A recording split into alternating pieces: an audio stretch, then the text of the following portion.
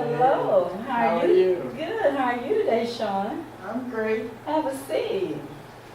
It's good to see you. Good to see you too. You're looking good. Thank you. I try. Good. So how have things been since the last time we talked? I feel like they're getting better.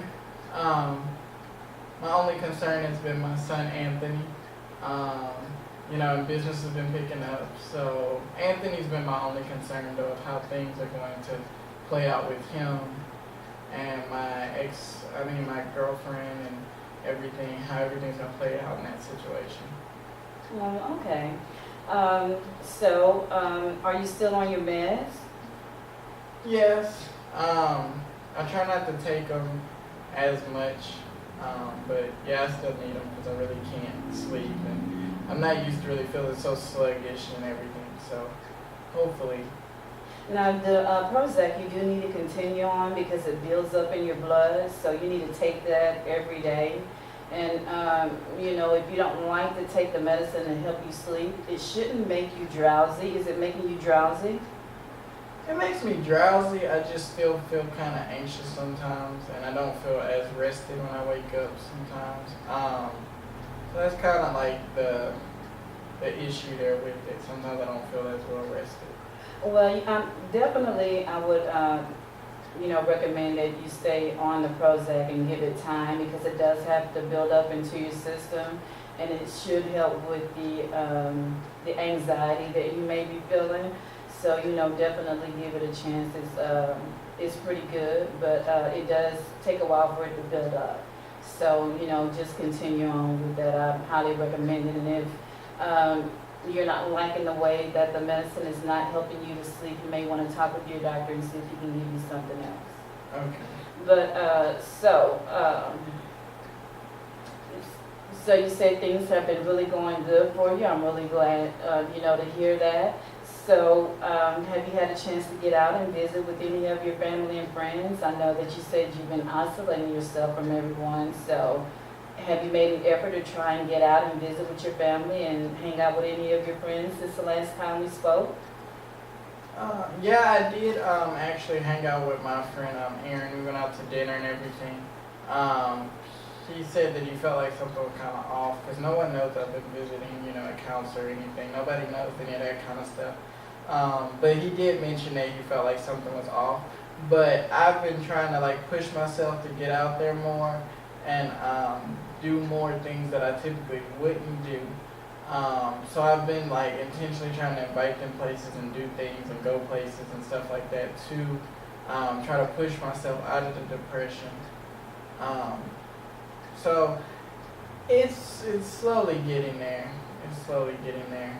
I think I really can't open up to him yet because he's been a friend for a long time, and I just feel like he might not take that too well. He might feel like I lied to him or something, and not having a dad or anything in my life all this time is just the loss of losing someone.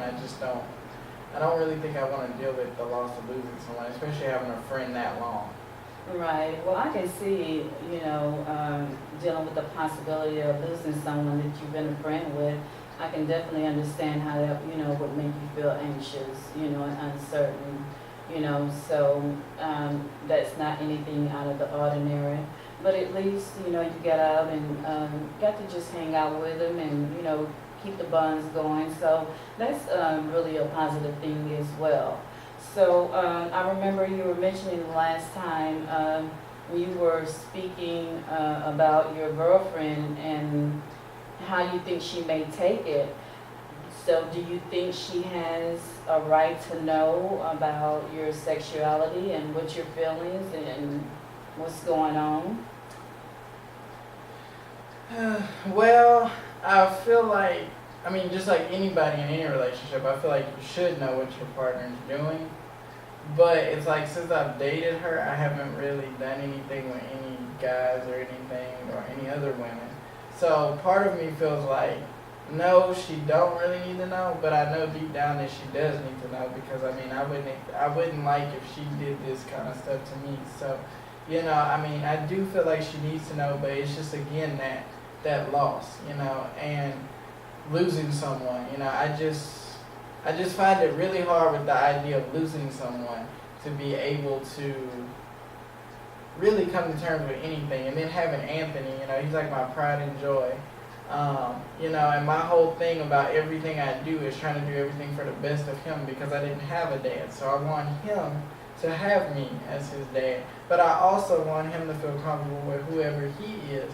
So it's like I'm not really leaving an example for myself, but also, you know, I'm not being fair to her as well as being fair to myself and everyone else that's involved in my life. So I do feel like she needs to know, but I still have that idea of how do I present that to her and still try to present it in a way where I feel like she won't like leave me up and hanging.